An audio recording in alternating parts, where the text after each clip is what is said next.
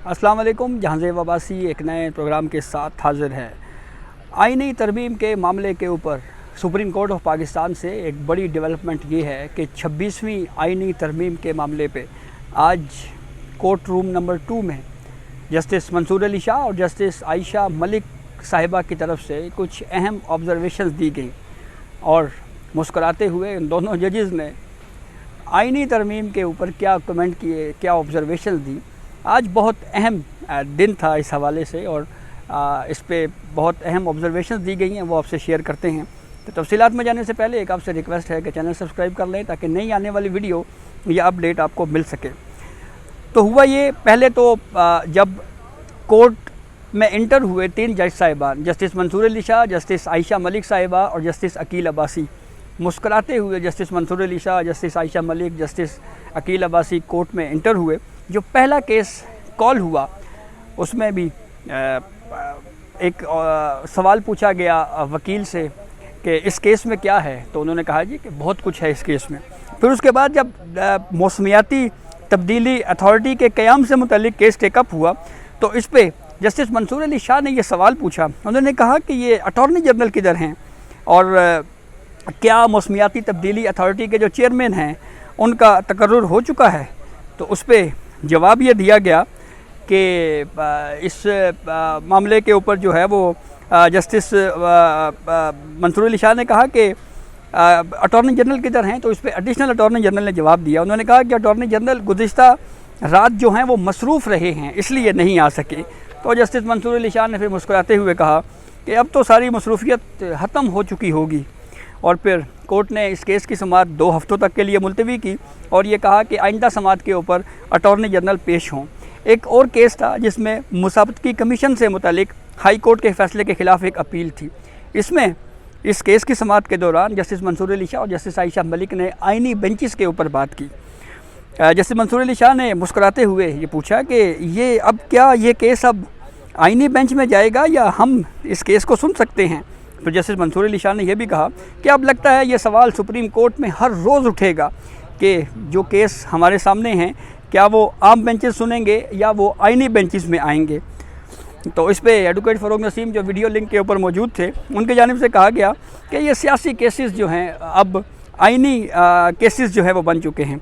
इस पे जस्टिस आयशा मलिक ने फिर मुस्कुराते हुए कहा कि चलें अब आप जानें और आपके आइनी बेंचेस जानें। जस्टिस मंसूर अली शाह ने फिर 3 हफ्तों तक केस की समाअत मुलतवी की और कहा कि हो सकता है तब तक कोई सूरत हाल वाज़े हो जाए। और फिर जस्टिस आयशा मलिक ने कहा कि आइनी तरमीम पढ़ लें, आर्टिकल 199 वाला केस जो है वो अब उसके ख़िलाफ़ अब हम यहाँ पे नहीं सुन सकते। जस्टिस मंसूर अली शाह ने फिर मुस्कुराते हुए कहा कि वैसे भी हमें ख़ुद समझने में थोड़ा इस मामले के ऊपर वक्त लगेगा।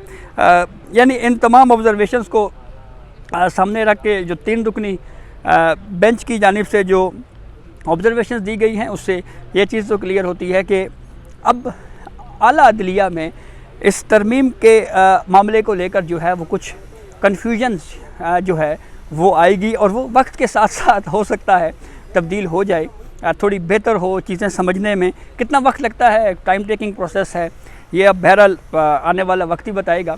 गुज़िश्ता रोज़ कौमी असम्बली से 26वीं आइनी तरमीम जो है वो मंजूर हो चुकी है। सदर मुमलिकत ने 6 बजे का वक्त था कि वो इस तरमीम के ऊपर दस्तखत कर देंगे, लेकिन अभी तक जो है वो दस्तखत वाला प्रोसेस मुकम्मल नहीं हुआ। हो सकता है थोड़ी ही देर में जब ये वीडियो रिकॉर्ड हो रही है उसके बाद जो है वो ये प्रोसेस भी मुकम्मल हो जाए।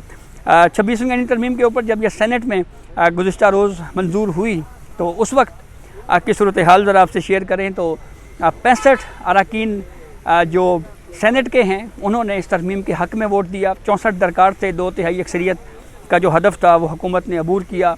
2 सेनेटर्स जो हैं वो BNP मैंगल के थे जिन्होंने वोट कास्ट किया। उनके बारे में मीडिया रिपोर्ट्स या ये तहफ़्फ़ुज़ात का इज़हार किया जा रहा था कि वो सेनेटर्स गायब हैं, उनके ऊपर दबाव है। 5 अरकान कौमी असम्बली ने जो है वो आज़ाद हैसियत में वोट दिया है। जो मखसूस नशिस्तों के हवाले से सुप्रीम कोर्ट ने जो फ़ैसला दिया उसमें जिन 80 मेंबरान की फ़हरिस्त है उन 80 मेंबरान में इन 5 लोगों के नाम नहीं हैं, इनकी हैसियत आज़ाद थी। पाकिस्तान तहरीक इंसाफ ने इसके ऊपर बहरहाल बात की और कहा जी कि हमारे MNAs को डराया धमकाया जाता रहा है और उनके ऊपर दबाव था। इस तरमीम में चीफ जस्टिस ऑफ पाकिस्तान की अपॉइंटमेंट के प्रोसेस के ऊपर पहले भी 2 वीडियोज़ में बात कर चुका हूँ। अब वो मामला तब्दील हो गया है। अब 3 जो मोस्ट सीनियर जजेस हैं उनमें से किसी एक का इंतखाब पार्लिमानी कमेटी करेगी।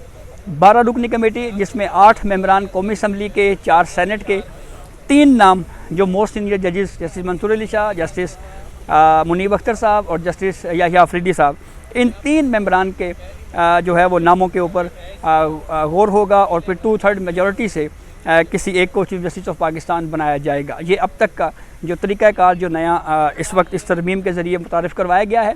इससे पहले जो कॉन्स्टिट्यूशन में था कि जो मोस्ट सीनियर जज ऑफ सुप्रीम कोर्ट है, जैसे कि इस वक्त जस्टिस मंसूर अली शाह हैं, उन्हीं को ही चीफ जस्टिस ऑफ पाकिस्तान बनना था। तो अब इस सूरत हाल में बहरहाल ये तरमीम अगर सुप्रीम कोर्ट में चैलेंज होती है तो ट्राइकोटमी ऑफ पावर का जो कॉन्सेप्ट है वो कहीं ना कहीं कोर्ट में एड्रेस होगा कि क्या इस पूरी सूरत हाल में जो है वो क्या ट्राइकोटमी ऑफ पावर का जो कॉन्सेप्ट है कहीं वो मुतासिर तो नहीं हुआ। अदलिया इसको बहरहाल जांच तो सकती है। बहुत सारी मिसालें हमारे सामने मौजूद हैं। 18वीं तरमीम सुप्रीम कोर्ट में चैलेंज हुई, जायज़ा लिया गया। 21वीं तरमीम जिसमें मिलिट्री कोर्ट्स के क़याम के हवाले से बात थी, उसको भी सुप्रीम कोर्ट ने जब 21वीं तरमीम चैलेंज हुई, फुल कोर्ट बना, जांचा गया, जायज़ा लिया गया और फिर उसके बाद सुप्रीम कोर्ट ने होल्ड किया कि अपील का हक़ फ़ौजी अदालतों के क़याम, फ़ौजी अदालतें जब कायम होंगी तो जो सज़ा याफ्ता होंगे उनको अपील का हक़ हाई कोर्ट में और फिर हाई कोर्ट के फ़ैसले के ख़िलाफ़ सुप्रीम कोर्ट ऑफ पाकिस्तान में अपील का हक़ जो है वो दिया गया था। काफ़ी अहम डेवलपमेंट है इस पूरी सूरत हाल में। हमारे जजेस जो मैंने खुद बेंच 2 में देखा, काफ़ी इंजॉय किया उन्होंने और बहुत अहम कुछ सवालात ज़रूर उठाए कि आप कौन सा केस जो है वो आईनी बेंच सुनेगा या आम बेंच सुनेगा। ये डिबेट बहरहाल अब चल निकली है।